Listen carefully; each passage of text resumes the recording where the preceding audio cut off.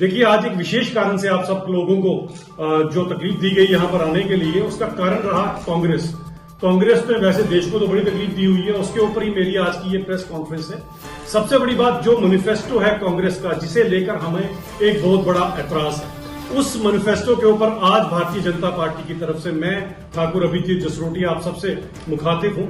देखिए, हमारा इस प्रेस कॉन्फ्रेंस का जो शीर्षक है, जो उसकी हेडिंग है, वो ये कांग्रेस का हाथ हमारी जेबों पर, हमारी प्रॉपर्टी पर और हमारी माताओं बहनों के मंगलसूत्र पर, उनके सोने के ऊपर है। ये कांग्रेस का मैनिफेस्टो बोलता है, ये अभिजीत जसरोटिया नहीं बोल रहा। उनका मैनिफेस्टो कहता है कि जैसे ही हम लोग अगर गलती से कहीं हुकूमत में आ गए तो सबसे पहले तुष्टीकरण की राजनीति करते हुए, जिस तरह से इस देश को उन्होंने मजहब के नाम पर 2 और 3 हिस्सों में बांटा था, उसी तरह से ये फिर से देश को बांटेंगे धर्म के आधार पर, और धर्म के आधार पर वो देश के रिसोर्सेज को डिवाइड करेंगे। ये कितने दुर्भाग्यपूर्ण है इनके मैनिफेस्टो के अंदर जो चीजें की गई है। क्या देश का और तुष्टीकरण धर्म के नाम पर होना चाहिए? मैं ये आप सब लोगों के, कठुआ के लोगों से और सबसे पूछना चाहता हूं, क्या हमारे रिसोर्सेज को हमारी आबादी देखकर बांटना चाहिए? क्या फर्क नहीं होना चाहिए अगर किसी ने गवर्नमेंट के नॉर्म्स को फॉलो नहीं करते हुए, हमारे दो को फॉर्मूले को फॉलो ना करते हुए हमारे 2, हमारे 12, आगे 12 हो, इस तरह से क्या देशों को बांटा जाएगा? तो जिस बेचारे ने केवल 2 बच्चे पैदा किए, उसका क्या कसूर था कि उसके बच्चों का हक 12 में बांटा जाएगा? इसका जवाब आज कांग्रेस को हम सबको देना पड़ेगा। और कांग्रेस इस तुष्टीकरण की राजनीति आज से नहीं कर रही। आजाद हिंदुस्तान 1947 में जब हुआ था, तब से लेकर आज तक देश को केवल और केवल बांटने का काम कांग्रेस ने किया गया है।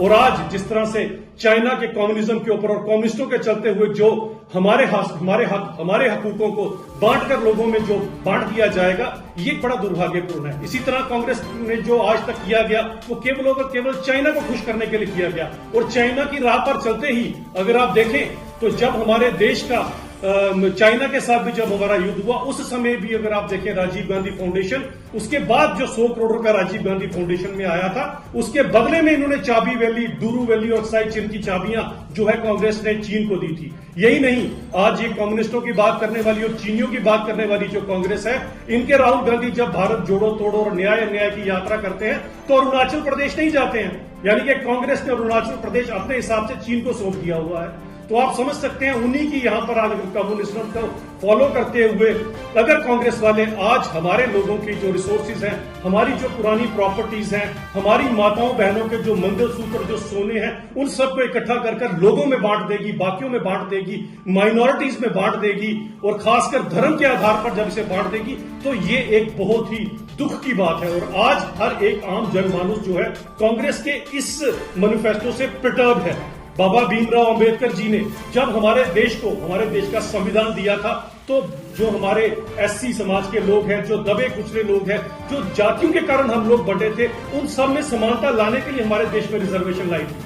लेकिन कांग्रेस बाबा भीमराव अंबेडकर जी को उस रिजर्वेशन को पीछे छोड़कर आज धर्म के आधार पर रिजर्वेशन लाने के ऊपर आमादा हो चुकी है। यानी कि हमारे एससी भाइयों का हक खाने में कांग्रेस पीछे नहीं हटेगी, ना हमारे एसटी भाइयों का, ना हमारे ओबीसी का। खासकर ओबीसी की मैं बात करना चाहूंगा, क्योंकि हमारे कठुआ में एक बहुत बड़ी ओबीसी का भी हमारी संख्या है। इनके भी हक खाने की आज कांग्रेस ने बात कर दी है। तो देश किस ओर जा रहा है, ये जुड़ने की बड़ी जरूरत है। और जो काम आज हमारे बीच में कांग्रेस करने आ रही है, और जो खासकर मनमोहन सिंह ने एज ए प्रधानमंत्री जो बयान दिए थे, आज तो कांग्रेस उसी के ऊपर चल रही है।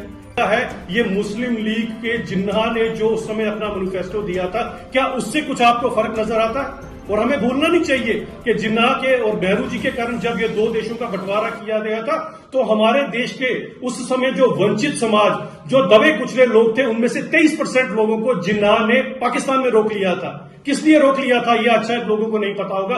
मैं बताना चाहता हूं, वो 23% जो दबे कुचले और खासकर दलित समाज के लोगों को रोका गया था वहां पर, इसलिए रोका गया था कि जिन्ना की ये ऑन द रिकॉर्ड स्टेटमेंट, ये लोग यहां से चले जाएंगे तो पाकिस्तान साफ कौन करेगा?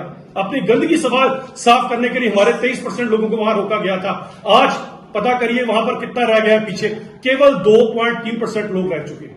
वो 23% को भी बदल दिया गया, उनकी जाति विशेष को बदल दिया गया, और आज जो बचे हैं वो भी उन्हीं का उत्पीड़न सह रहे हैं उस समय की मुस्लिम लीग के कारण जो जिन्ना ने काम किए थे। आज कांग्रेस में और मुस्लिम लीग के उस समय के मैनिफेस्टो में कोई फर्क नहीं है।